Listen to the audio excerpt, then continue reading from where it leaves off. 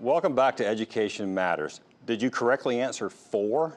That's right. Last year, only 4 superintendents were at the top of the state's pay scale for administrators, down from 244 just 8 years ago. Actually, 1,000 of the 2,400 principals are on the bottom step today. Joining us now to further discuss issues for 2017, we've got Katharine Correll. Katharine is the Executive Director of the North Carolina Teacher Voice Network. And we've got Doug Price, who's part of that network, and Doug is a 6th grade school teacher at Voyager Academy, a public charter school in Durham. Thank you both for being here. Katharine, I want to start with you. A lot of our viewers may not be familiar with the North Carolina Teacher Voice Network. Tell us about what it is and what it is doing in North Carolina. Sure. We are a apolitical, nonpartisan group of teachers.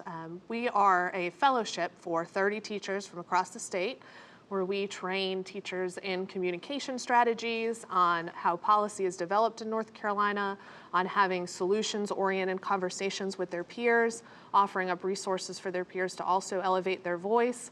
And we create networks across the state for these fellows to lead their peers and their colleagues to have discussions around education issues in North Carolina and search for solutions together, and then be able to have relationships in place with policymakers where they can offer those solutions and brainstorm around them and hopefully eventually have those implemented. So it's a very grassroots approach to problem solving in the classroom.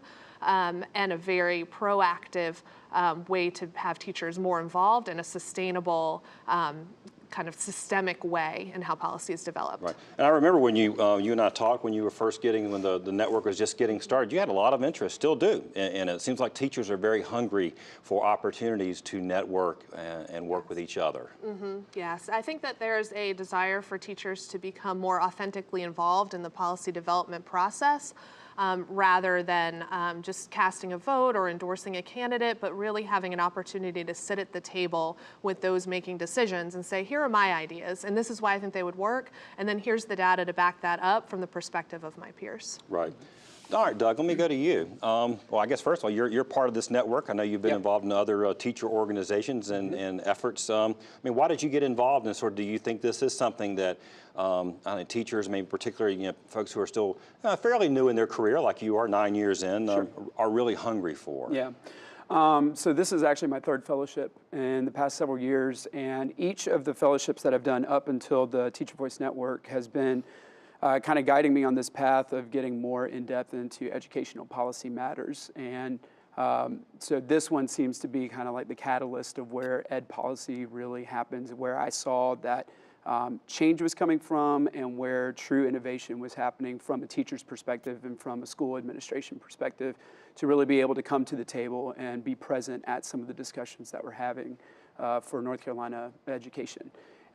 So prior to that, with things like Keenan Fellows programs and the EPFP program with the NC Public Forum, those were things that just kind of whet that appetite, but then eventually led me into the Teacher Voice Network. And teachers really do want to have a voice, because really the education policy shapes your career, right? Absolutely. I mean, it sets your salary, it sets your sort of career path, so that's why you see it as important. Absolutely. And, I've got a lot of colleagues who talk to me about, these different programs that come up, and one of the things that we discuss a lot is the fact that there are so few of these programs that exist in North Carolina that give teachers the opportunity to come and either sit at the table or just have discussions with other leaders to be able to bring their ideas, like Katharine was saying, bring their ideas to the table. And so, this I said in one of my resume statements when I was applying to the program, was that this was a ship that I wanted to sail on. I wanted to be a part of the ship that is helping to drive the innovation and drive the discussions with these people who are making some of these policy decisions. Well, that must make you feel good to hear things like that. Yeah. Let me ask you this. One of the things that the network does is survey teachers, not just the ones who are part of the program, but teachers across North Carolina. What are some of the top issues on the minds of teachers as we go into 2017 and looking back at last year? Sure. I think that there's a real appetite to still explore improving professional development resources for professional development. We've seen those cut in recent years. And I hate to always bring it back to money, but the reality is resources are important. Yes, but also the quality of professional development and how the programs are structured, the support there are for them, and also how those relate directly to outcomes in the classroom and how those are measured. Lack of resources, I think, is one. We've seen a push for digital learning, which is tremendous. You're talking about classroom resources, actual tools to do your job every day. Okay.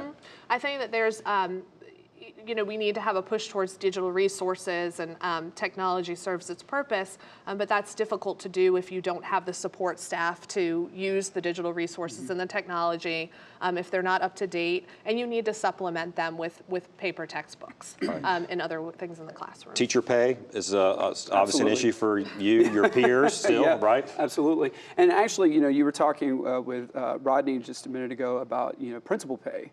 And that's been something that was a part of the focus groups that we just recently had, was the fact that you as a teacher, I currently in my position, I actually would make more as a 9-year teacher than I would if I were to step into an administration role, if I wanted to be a school principal. And so that became one of the huge discussions. So we talked both about teacher pay, but also about principal pay from that perspective. Last question for you, Katharine, the teacher pipeline. I mean, I'm sure that's something that comes up. These are a lot of teachers at different points of their career, but we've got a young teacher like Doug here. We need more people going into teaching, and we've got a decline. What are your teachers saying about that? I think one of the things that we're interested as a network are career pathways as a way to merge the teacher pay conversation with the teacher pipeline, to find ways for especially millennials to come into the profession and see a pathway to promotion, see ways that they can get further ahead within their career, and not just say, I'm a teacher in year 1 and I'm a teacher in year 30, but these are the steps in between that afford me more responsibility and impact in the classroom.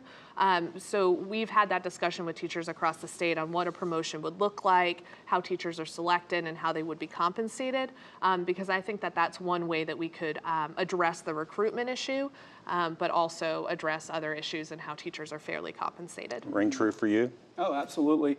I mean, I think about, all of the things where some of my fellow colleagues sit with some of the position and leadership roles that were given at our school, and, many of them I feel are underfunded in the fact that they've got some of these heavy leadership roles, both locally, statewide, or just within the school itself, and they're not compensated or fairly compensated for those particular leadership roles. I understand. Well, look, we appreciate you both being here today. Thank you for the network leadership and giving teachers a voice. And Doug, thank you for what you do every day for our kids and for the students. I'm sure they love you at Voyager Academy. Thank you for thanks so much. Thank you, Keith. After the break, this week's Leadership Spotlight.